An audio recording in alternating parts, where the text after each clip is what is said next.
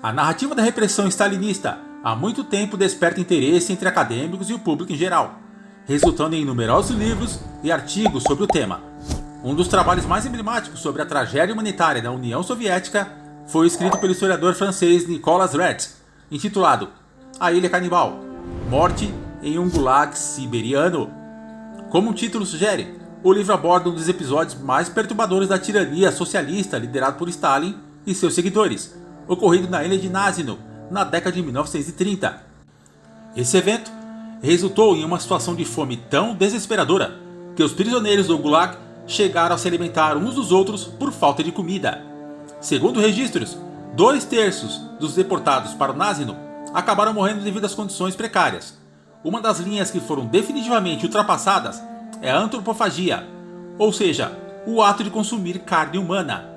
Claramente, a maioria das pessoas só recorreria a esse ato extremo em um ato de desespero para salvar suas próprias vidas. Um exemplo notável desse tipo de situação foi o caso dos sobreviventes do voo Força Aérea Uruguaia 571, que caiu na Cordilheira dos Andes em 3 de outubro de 1972. Esse voo, que transportava uma equipe de rugby, seus amigos, familiares e associados, resultou na morte imediata de aproximadamente 1/4 dos passageiros.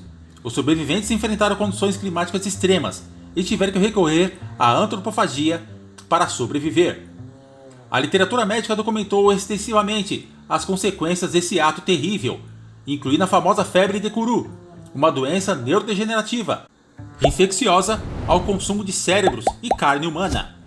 Não se sabe ao certo se a antropofagia na ilha de Nazino desencadeou doenças semelhantes, mas é evidente que o consumo de carne humana exacerbou ainda mais a tragédia na ilha. Inicialmente, as pessoas na ilha comeram os cadáveres apenas para saciar sua fome, mas depois passaram a atacar os vivos para devorar seus corpos. Esse comportamento bárbaro foi influenciado pela política stalinista de enviar elementos indesejáveis para a Sibéria, incluindo prisioneiros, pessoas que violavam restrições de circulação e opositores do regime.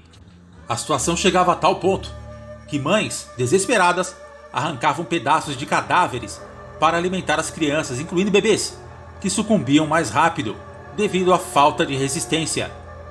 Essas pessoas foram enviadas para áreas da Sibéria com pouca ocupação humana, com a intenção de promover o povoamento da região, mas muitas delas eram inadequadas para o trabalho rural. Os critérios para a detenção eram arbitrários, resultando na prisão injusta de muitos cidadãos comuns.